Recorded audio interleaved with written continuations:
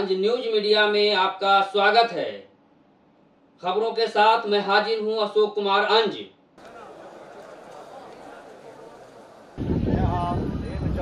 नमः स्वाहायै स्वाधायै तमेव नमो नमः। ओम प्रार्थारंभे दयां ध्यात्वा देवो गदाधरः स्वपितरं।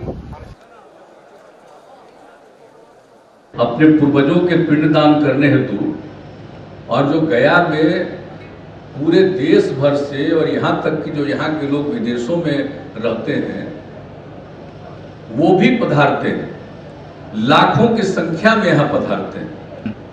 और जो गया है ये स्थल है, इसका तो एक बहुत ही विशेष महत्व है।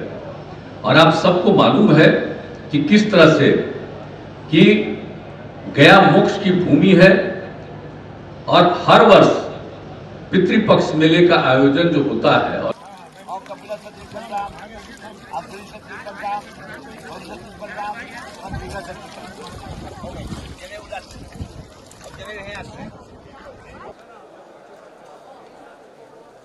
हम लोग तो बचपन से इस बात को जानते थे और हम लोगों को भी यहाँ काम करने का मौका मिला, तब भी तो जानते ही थे।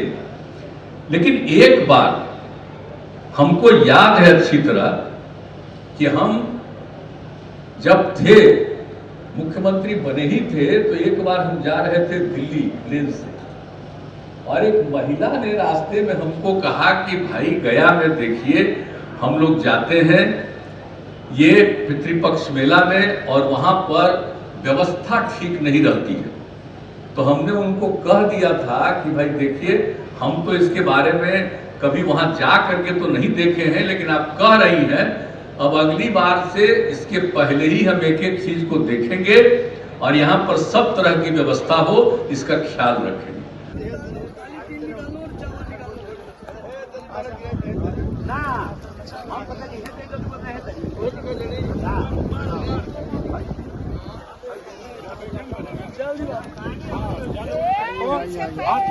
लोटा में डाल लो, चलो ऊपर।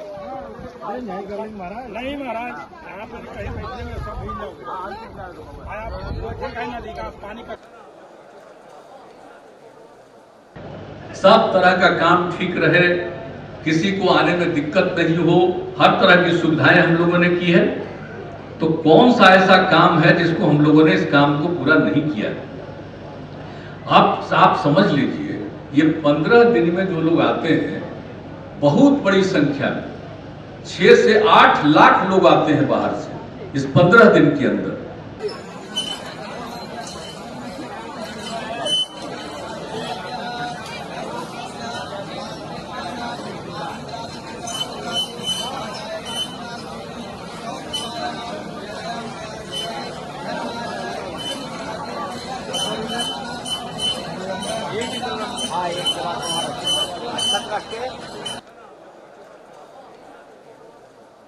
तो उसके लिए तो एक एक चीज को देखना बहुत जरूरी होता है कि सब तरह से। तो हमने 8-9 आइटम बना दिए और जब होता है तभी भी कुछ दिन पहले आ गए थे हम लोग सबसे मीटिंग करके और एक एक चीज को देख करके और सबसे पूछ लिया। सारे अधिकारियों ने बता दिया कि हम लोगों ने सारा काम कर लिया कि कोई भी आएंगे उनको आने जाने में दिक्कत नहीं हो।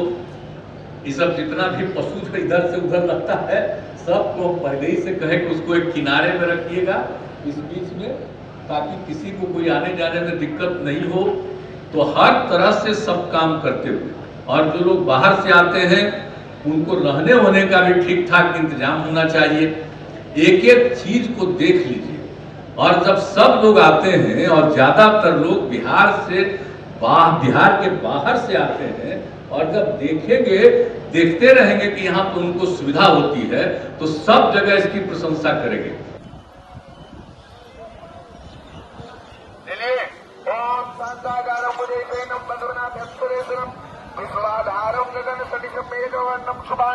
लक्ष्मीकांतम कमलनयनम योगी वर्ण्यानंदम वंदे विष्णुतारं सर्वलोकैकनाथम। ओम श्री विष्णुवे नमः। ओम श्री विष्णुवे नमः। ओम श्री विष्णुवे नमः। ध्यानार्थम पुष्पम समर्पयामि। नमः। छोड़ देंगे पत्ता पे। उसको लेके पितृ देवता का ध्यान करेंगे।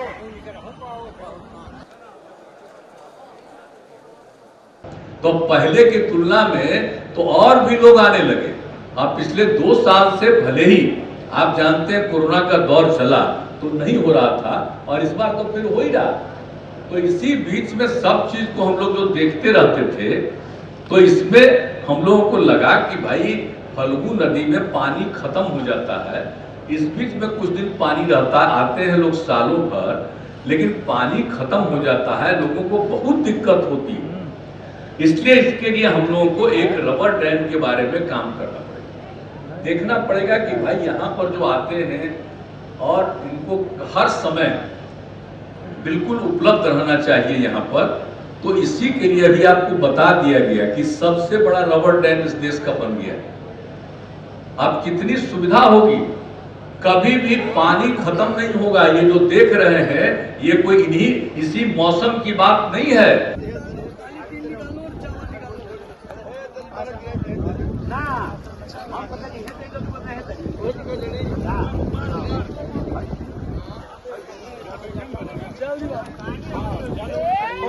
हाथ पाँव धो, लोटा में डाल लो, चलो ऊपर।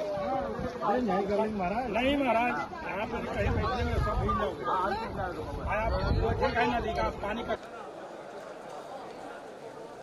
हर समय 12 महीना आपको रहेगा 2 फीट 3 फीट तक यहाँ पर पानी रहेगा। कभी भी कोई कहीं से भी आएंगे उनको किसी तरह की कोई असुविधा नहीं होगी, लोग प्रसन्न रहेंगे।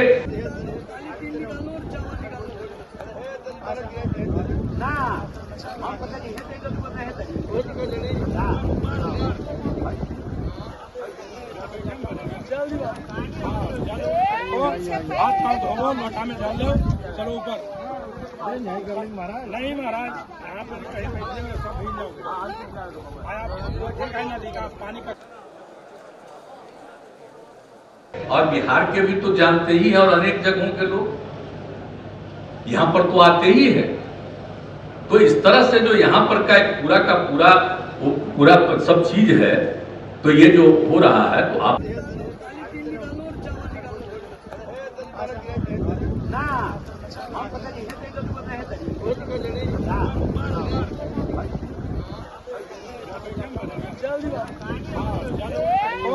हाथ पाँव धो, लोटा में डाल लो, चलो ऊपर। नहीं महाराज, यहाँ पर कहीं बैठने में सब भीग जाओगे। नदी का पानी का तो सब लोग आएंगे, किसी तरह से दिक्कत नहीं हो। और इसके लिए हम लोगों ने जो काम शुरू किया, आप समझ लीजिए कि अब इसके लिए फल्गु नदी में तो कितना मीटर हम लोगों ने करवा दिया है, जो भी हमने बता दिया कि सबसे कम अगर होगा तो 2 मीटर का होगा, कभी भी उससे कम कभी नहीं होगा। ये सब चीज हम लोग करेंगे। और आपको मैं बता देना चाहता हूं कि एक ही खाली हम लोग रबर डैम नहीं बना रहे हैं, ये देख रहे हैं कि ब्रिज भी बनवाए हैं, और फिर उसके बाद बगल में नाला का निर्माण करवाए हैं कि कोई बाहर से पानी आ जाएगा और फिर चला जाता है नदी में, वो ठीक नहीं होता। इसलिए बाहर से जो भी पानी आवेगा उसका अलग रहेगा, कभी भी इस नदी में वो पानी नहीं जा पाएगा, वो दूसरी तरफ जाएगा और उसको शुद्ध करके फिर उसका इस्तेमाल करेंगे। वो भी सब काम हम लोगों ने किया।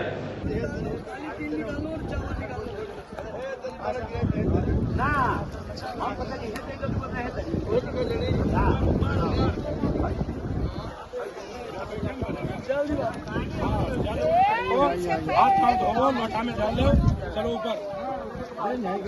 नहीं महाराज, यहाँ पर कहीं बैठने में सब भीग जाओगे। नदी का पानी का तो एक एक काम करते हुए जिस तरह से इस सब चीज को काम किया गया,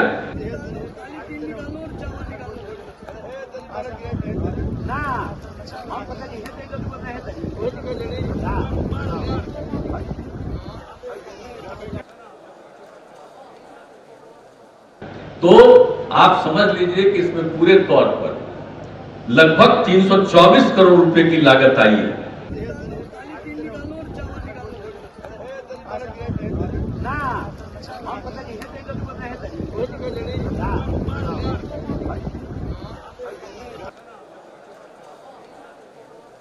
अब तो आप देख न रहे हैं, अब तो इसको बिल्कुल इसी का नाम दिया गया, रबर डैम का नाम।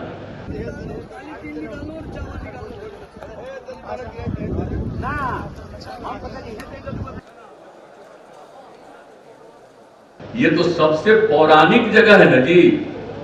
आई तो इतना जगह पौराणिक जगह है कि इसको तो जो ये पूरा का इलाका है, जब भी हम आए हैं तो इसको तो गया जी ही ना बोलते हैं। बाकी सब जगह का नाम गया है, लेकिन असली जगह जो पौराणिक है वो यही गया जी है।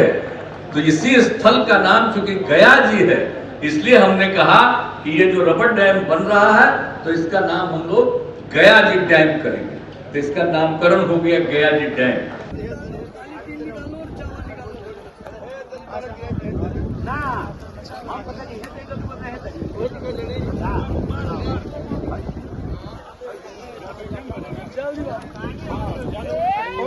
हाथ पांव धोवो, लोटा में डाल लो, चलो ऊपर। नहीं महाराज, यहाँ पर कहीं बैठने में सब भूल जाओगे। तो इसीलिए आप सबको पता ही है कि, और इसके बाद आप जानते ही हैं कि सबको जाना रहता है। तो पैदल ही जाने के लिए हम लोगों ने पिंडदान के दौरान जो लोग सीता कुंड भी पधारते हैं, तो उसके लिए भी हम लोगों ने ये सुविधा की कि इसके लिए फुट ओवर ब्रिज ये बनवाया।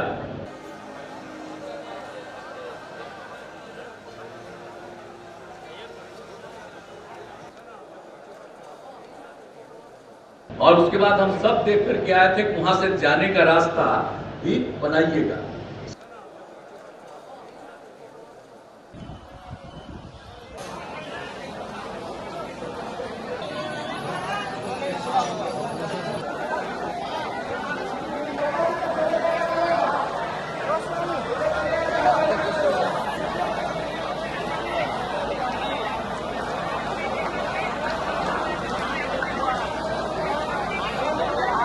जितने